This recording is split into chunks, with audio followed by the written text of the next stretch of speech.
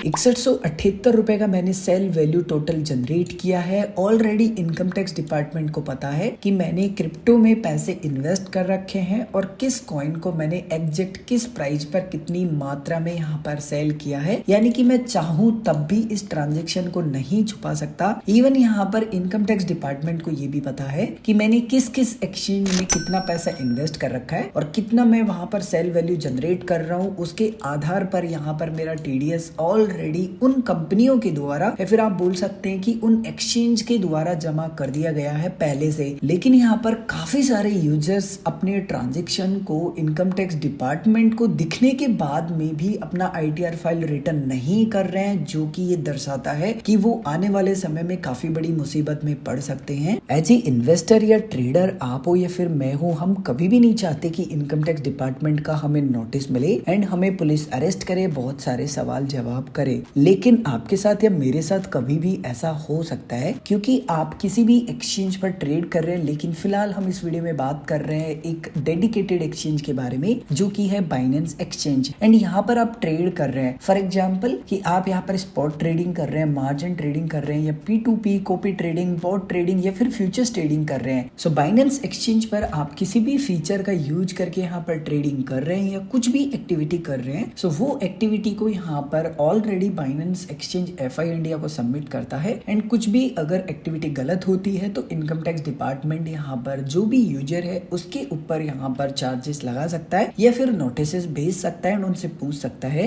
कि जितने भी ट्रांजेक्शन है इनके बारे में आप बताइए। इस वीडियो के माध्यम से मैं डिटेल में एक्सप्लेन करने वाला हूँ बाइनेंस एक्सचेंज पर आप किसी भी ऑप्शन को यूज करके ट्रेडिंग कर रहे हैं, वहां पर कितना % टैक्स एंड कितना % टीडीएस एप्लीकेबल है। काफी सारे यूजर्स को टीडीएस एंड टैक्स में कंफ्यूजन है, तो मैं ये भी एक्सप्लेन करूंगा कि टीडीएस एंड टैक्स में क्या डिफरेंट है। इवन मैं आपको ये भी एक्सप्लेन करूंगा कि आप खुद यहाँ पर टैक्स पेयर इन्फॉर्मेशन समरी कैसे चेक कर सकते हैं। वीडियो में आगे बढ़े उससे पहले अगर आप मेरे पुराने सब्सक्राइबर है पुराने चैनल के, तो वहां पर मैंने ऑलरेडी एक सीरीज बना रखी थी। अगर आप पुरानी सीरीज भी देखना चाहते हैं तो वीडियो के डिस्क्रिप्शन में आपको प्लेलिस्ट का लिंक मिल जाएगा। लेकिन फिलहाल मैं इस चैनल पे डेडिकेटेड एयर ड्रॉप के बारे में बात कर रहा हूँ। लेकिन अगर आप फिलहाल इस वीडियो को जिस भी चैनल पर देख रहे हैं, तो ये चैनल पे आपको काफी कुछ नया देखने के लिए मिलेगा। सो मेक श्योर कि अगर आपने अभी तक चैनल को सब्सक्राइब नहीं किया है तो सब्सक्राइब कीजिए। अब आते हैं हमारे वीडियो के टॉपिक के ऊपर वापस से। तो सबसे पहले हमें टैक्सेशन के बारे में समझना होगा कि कब और किस प्रकार से ये एप्लीकेबल है। उसके बाद में हम समझेंगे कि बाइनेंस एक्सचेंज पर किस प्रकार से और कौन से ट्रांजेक्शन पर एप्लीकेबल है। भारत सरकार के द्वारा फाइनेंशियल बिल 2022 जो कि पास किया गया था लोकसभा में, उसी में पहली बार क्रिप्टो के ऊपर नए कानून लाए गए थे जो कि टैक्सेशन के थे ओनली। आप ये मत सोचिए कि गवर्नमेंट ने इसको रेगुलेट कर लिया, लीगल कर दिया, नहीं, ऐसा कुछ भी नहीं था। केवल गवर्नमेंट ने टैक्स अनाउंस किया है। एंड मैं इस वीडियो को रिकॉर्ड कर रहा हूँ 7 अप्रैल को 2025 में। एंड अभी तक सेम यहाँ पर क्रिप्टो टैक्सेशन रूल एप्लीकेबल है, अभी तक कुछ भी चेंजेस नहीं हुए हैं। सो गवर्नमेंट ने कहा था कि देखो, आप क्रिप्टो से जितना भी पैसा अर्न करते हो ना, हमें 30% टैक्स चाहिए। यानी कि स्लैब के अंदर आप आते हो भले ही आपका 0 टैक्स बनता है, लेकिन क्रिप्टो से अगर आप पैसे कमाते हैं तो हमें फ्लैट 30% टैक्स चाहिए। एंड ये काफी ज्यादा था। इसको आप ऐसे समझ सकते हैं कि अगर आपने यहाँ पर 1000 रुपए कमाए तो रफली आपका 300 रुपए यहाँ पर टैक्स बन जाएगा। लेकिन आगे यहाँ पर और भी एक बड़ी प्रॉब्लम थी। गवर्नमेंट यहाँ पर कहती है कि हमें ना क्रिप्टो की ट्रांजेक्शन को मॉनिटर करना है कि कौन कितना यहाँ पर सेल वैल्यू जनरेट कर रहा है। तो यहाँ पर गवर्नमेंट ने अनाउंस किया कि रफली 1% टीडीएस आपका डिडक्ट होगा हर एक ट्रांजेक्शन पे। इसको आप ऐसे समझिए जैसे कि फॉर एग्जांपल आप CoinDesk एक्सचेंज पर बिटकॉइन को बाई कर रहे हैं, किसी भी एक्सचेंज पर जो कि एक FI रजिस्टर एक्सचेंज है। आपको फिलहाल स्क्रीन पर एक लिस्ट देखने के लिए मिल रही है, ये सभी एक्सचेंज FI रजिस्टर है। बट मोस्टली सभी जो इंडियन एक्सचेंजेस है वो आपका टीडीएस डिडक्ट कर रहे हैं। इंटरनेशनल एक्सचेंजेस आपका टीडीएस डिडक्ट नहीं कर रहे हैं फिलहाल। लेकिन जब मैं इस वीडियो को रिकॉर्ड कर रहा हूँ, इस समय जो KuCoin एक्सचेंज है वो यहाँ पर आपका टीडीएस डिडक्ट कर रहा है। सो फॉर एग्जाम्पल आप बिटकॉइन को बाई करते हैं INR के पेयर में। अब ये INR पेयर क्या होता है? सो आप बिटकॉइन को खरीदना चाहते हैं, बदले में क्या दे रहे हैं? सो बदले में आप दे रहे हैं इंडियन रुपीज। सो जब भी आप बाई करेंगे आपका यहाँ पर टीडीएस एप्लीकेबल नहीं होगा 1%, क्योंकि आप INR पेयर में बाई कर रहे हैं। लेकिन अगर इसको बदल दें, थोड़ी देर के लिए मान लीजिए कि आपने यहाँ पर CoinDesk या CoinSwitch एक्सचेंज पर पैसे डिपॉजिट किए एंड उस INR को आपने USDT में कन्वर्ट कर लिया। एंड अब आप क्या कर रहे हैं? आप कह रहे हैं कि मुझे ना बिटकॉइन को बाई करना है, किसी भी कॉइन को, लेकिन USDT USDT के पेयर में, यानी कि बिटकॉइन को आप लेना चाहते हैं USDT देके। सो इस कंडीशन में आपका जो 1% TDS है वो यहाँ पर एप्लीकेबल हो जाएगा बाई साइड भी। एंड जब आप USDT को बेचेंगे, चाहे आप प्रॉफिट में बेचे चाहे आप लॉस में बेचे, वहां पर भी 1% TDS एप्लीकेबल होगा। लेकिन यहाँ पर एक ट्विस्ट है, अगर आप बिटकॉइन को फॉर एग्जाम्पल INR पेयर में बेचते हैं तब आपका TDS यहाँ पर डिडक्ट होगा। इसका मतलब ये है कि जब भी आप INR पेयर में किसी भी कॉइन को बाई करते हैं, बाई साइड TDS एप्लीकेबल नहीं होगा। एंड जब भी आप सेल करेंगे आपका जो 1% TDS है वो एप्लीकेबल होगा। लेकिन अगर आप किसी भी अदर पेयर में यहाँ पर किसी भी कॉइन को बाई करते हैं INR को छोड़ के, तो बाई साइड भी TDS कटेगा एंड सेल साइड भी TDS कटेगा। अब यहाँ पर 1% जो TDS है ना, ये एक कोई छोटी समस्या नहीं है, ये एक बहुत बड़ी समस्या है। क्योंकि मान के चलिए कि आपने यहाँ पर किसी भी कॉइन में 1 लाख रुपए का इन्वेस्टमेंट कर दिया है एंड अब मान लीजिए कि आपको प्रॉफिट हो रहा है या लॉस हो रहा है एंड आपने इस कॉइन को बेच दिया एंड जैसे ही आप सेल करेंगे इस पर 1% जो TDS है वो एप्लीकेबल हो जाएगा। एंड जैसे ही 1% TDS एप्लीकेबल हो जाएगा तो 1000 रुपए तो ऑलरेडी आपका एक्सचेंज काट लेगा एंड इनकम टैक्स डिपार्टमेंट को जमा कर देगा। नो डाउट कि ये आपका कोई टैक्स नहीं है, केवल ये ट्रांजेक्शन को मॉनिटर करने के लिए लगाया जा रहा है, जिसको आप वापस से रिफंड ले सकते हैं इनकम टैक्स डिपार्टमेंट से। लेकिन ये ऑटोमेटिक रिफंड नहीं मिलता है, इसके लिए बाकायदा आपको ITR फाइल रिटर्न करना पड़ेगा। अगर आपको नहीं आता तो फिर आपको CA करना पड़ेगा, रफली वो 2 से 3000 रुपए लेंगे। या फिर मैं आपको एक प्लेटफॉर्म बताऊंगा, उसके माध्यम से आप ITR फाइल रिटर्न कर सकते हैं। लेकिन गवर्नमेंट को अगर मॉनिटर ही करना है फॉर एग्जाम्पल ट्रांजेक्शन, तो 0.001 भी तो लगा सकते हैं, 0.01 भी तो लगा सकते हैं। जान पूछ के यहाँ पर 1% TDS लगाया है। नेक्स्ट किसी भी प्रकार का आपको यहाँ पर डिडक्शंस नहीं मिलेंगे एंड उससे भी बड़ी बात, आपको कोई भी लॉस सेट ऑफ नहीं है। इसका मतलब ये है कि फॉर एग्जाम्पल आपने यहाँ पर 100 रुपए का प्रॉफिट किया एंड गलती से आपने 100 रुपए गवा दिए, तो गवर्नमेंट ये कहती है कि देखो आपने पहले पैसे कमा लिए, मतलब टैक्स बन गया, हमें नहीं मतलब कि आपने गवा दिया, वो आपका फॉल्ट है, हमें उसका कोई लेना देना नहीं है। तो ये एक काफी बड़ी समस्या है। इसके अलावा जब भी आप P2P ट्रेड करते हैं, P2P का फुल फॉर्म होता है पर्सन टू पर्सन, एंड ये बहुत ही कॉमन है यूजर्स में, क्योंकि अभी इंडियन रुपीज में कैश आउट करने में इंटरनेशनल एक्सचेंजों में प्रॉब्लम होती है एंड यूजर्स क्रिप्टो को डिपॉजिट नहीं करते हैं इंडियन एक्सचेंज पे, जिसके कारण यही ऑप्शन बचता है। एंड जब इस ऑप्शन का उपयोग किया जाता है यूजर्स के द्वारा, तो क्या क्या इशू फेस किए जाते हैं, जरा ये न्यूज देखिए। रफली 1.2 लाख रुपीज का यहाँ पर स्कैम हो गया। आप ये देखिए एक और स्कैम हो गया, आप यहाँ पर देख सकते हैं एक और स्कैम हो गया, आप यहाँ पर देखिए, आप यहाँ पर देखिए, आप यहाँ पर देखिए। केवल स्कैम ही नहीं होता, आपके ऊपर पुलिस कंप्लेंट होती है, आपके पास जितना भी पैसा आया था वो पैसा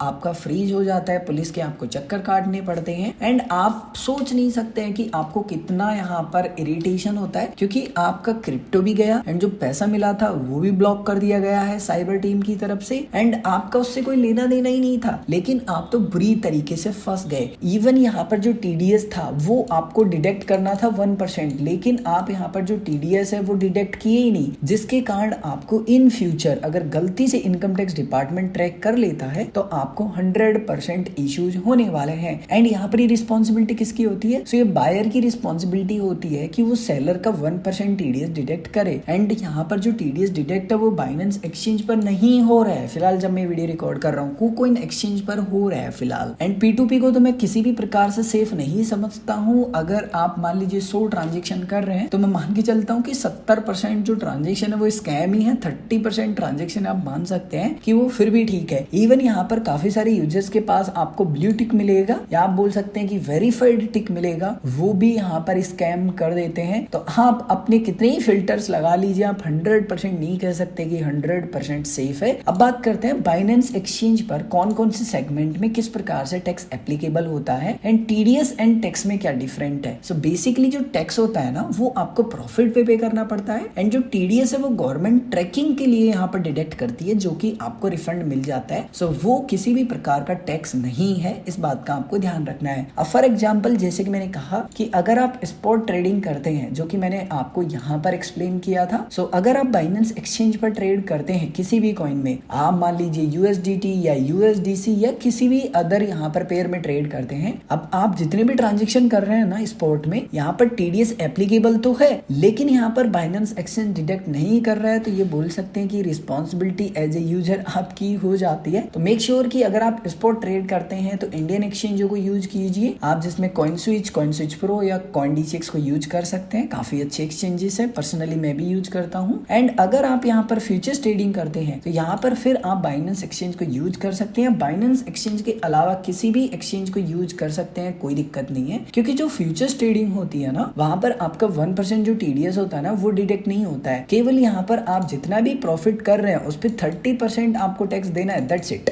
बाय द वे मैंने ऑलरेडी डेडिकेटेड वीडियो बना रखे हैं कि इनकम टैक्स डिपार्टमेंट की वेबसाइट पर आप किस प्रकार से वेरीफाई कर सकते हैं अपनी TDS की डिटेल्स एंड कैसे अकाउंट बना सकते हैं। इसी वीडियो के डिस्क्रिप्शन में आपको मैं लिंक प्रोवाइड करवा दूंगा। अब बात करते हैं कि आपने किसी भी एक्सचेंज पर ट्रेड किया है, आप अपने टैक्सेशन को कैलकुलेट करना चाहते हैं, सो उसके लिए one of the best platform है कॉइनेक्स। एंड कॉइनेक्स के माध्यम से आप किसी भी एक्सचेंज का जो टैक्स है वो कैलकुलेट कर सकते हैं 5 to 10 मिनट में, वो भी error free. By the way अगर आपके मन में अभी भी कोई भी कंफ्यूजन है या आप कुछ भी पूछना चाहते हैं तो कमेंट करके पूछ सकते हैं।